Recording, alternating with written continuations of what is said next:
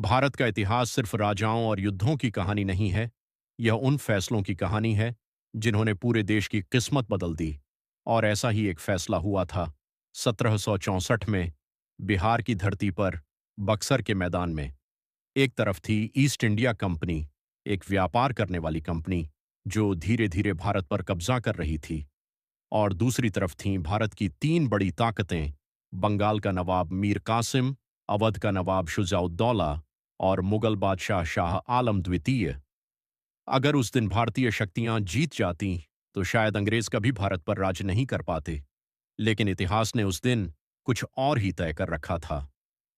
कहानी शुरू होती है 1757 की प्लासी की लड़ाई से। इस युद्ध ने भारत की राजनीति पूरी तरह बदल दी थी। बंगाल के नवाब सिराजुद्दौला हार चुके थे और अंग्रेजों ने अपने भरोसेमंद आदमी मीर जाफर को बंगाल का नवाब बना दिया। लेकिन सच ये था कि अब असली सत्ता अंग्रेजों के हाथ में थी। मीर जाफर सिर्फ नाम का शासक था। ईस्ट इंडिया कंपनी बंगाल की दौलत पर कब्जा करती जा रही थी। सोना, चांदी, टैक्स, व्यापार, सब धीरे धीरे अंग्रेजों के नियंत्रण में जा रहा था। अंग्रेज लगातार मीर जाफर से पैसे मांगते रहे, लेकिन एक समय ऐसा आया जब मीर जाफर उनकी मांगें पूरी नहीं कर पाया। अब अंग्रेजों को चाहिए था ऐसा नवाब जो उनकी हर बात माने। तभी उनकी नजर पड़ी मीर कासिम पर, जो मीर जाफर का दामाद था, चालाक, समझदार और महत्वाकांक्षी। 1760 में अंग्रेजों ने मीर जाफर को हटाकर मीर कासिम को बंगाल का नवाब बना दिया। शुरुआत में मीर कासिम ने अंग्रेजों का साथ दिया, उन्हें धन दिया, इलाके दिए और दोस्ती निभाई। लेकिन धीरे धीरे उसे समझ आने लगा कि अंग्रेज सिर्फ व्यापार नहीं कर रहे, वे भारत पर शासन करना चाहते हैं। मीर कासिम बाकी नवाबों जैसा नहीं था। उसने फैसला किया कि अब बंगाल अंग्रेजों की कठपुतली नहीं बनेगा। उसने अपनी राजधानी मुर्शिदाबाद से हटाकर मुंगेर कर दी। वहां उसने एक नई सेना तैयार करनी शुरू की। यूरोपीय शैली की ट्रेनिंग दी गई, आधुनिक हथियार जुटाए गए और तोपखाने को मजबूत किया गया। मीर कासिम समझ चुका था कि अंग्रेजों को रोकना है तो युद्ध की तैयारी करनी होगी। उस समय अंग्रेजों को एक खास अधिकार मिला हुआ था।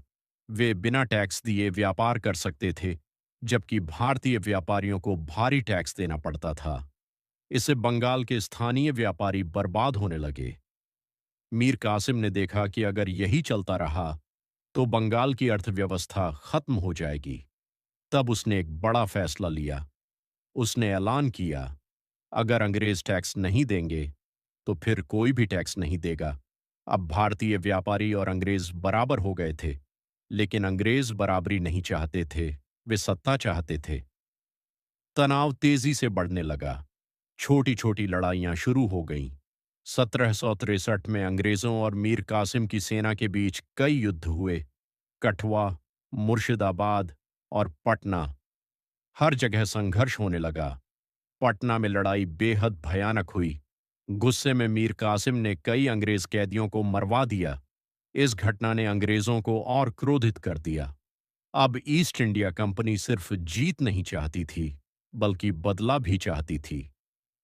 लगातार हार के बाद मीर कासिम को बंगाल छोड़ना पड़ा, लेकिन उसने हार नहीं मानी।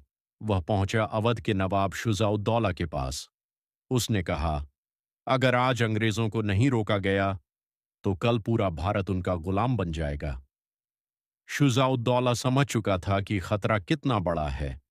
उसने मीर कासिम का साथ देने का फैसला किया।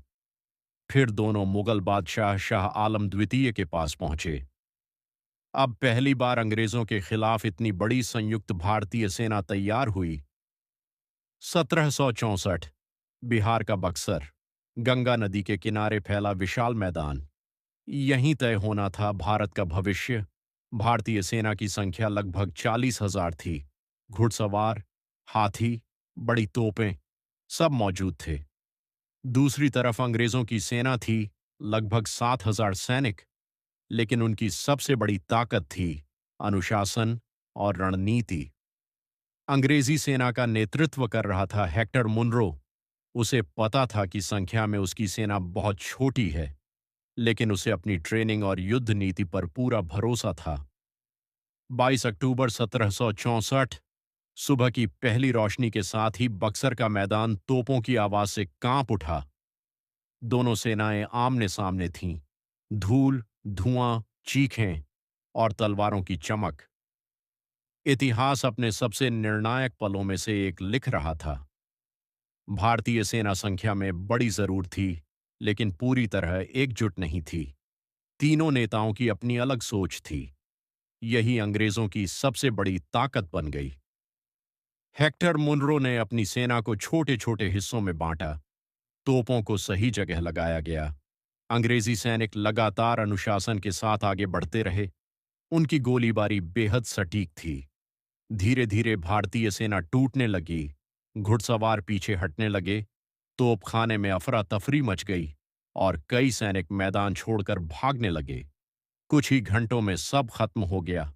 संख्या में कहीं बड़ी भारतीय सेना हार चुकी थी और अंग्रेजों ने बक्सर का युद्ध जीत लिया था। इस हार के बाद सब कुछ बदल गया। मीर कासिम भाग गया। शुजाउद्दौला हार चुका था और मुगल बादशाह शाह आलम द्वितीय अब अंग्रेजों के सामने कमजोर पड़ चुके थे। 1765 में इलाहाबाद की संधि हुई। इस संधि के तहत अंग्रेजों को बंगाल, बिहार और उड़ीसा की दीवानी मिल गई। यानी अब अंग्रेज इन इलाकों से टैक्स वसूल सकते थे। यहीं से भारत में अंग्रेजी सत्ता की असली नींव मजबूत हुई। बक्सर की लड़ाई के बाद ईस्ट इंडिया कंपनी सिर्फ व्यापारी नहीं रही, अब वह भारत की सबसे बड़ी राजनीतिक ताकत बन चुकी थी।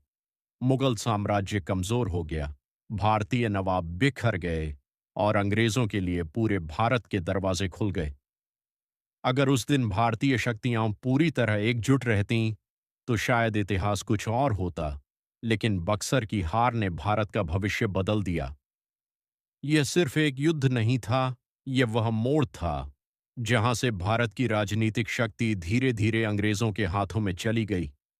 और यही कारण है कि बक्सर का युद्ध भारतीय इतिहास के सबसे निर्णायक युद्धों में गिना जाता है।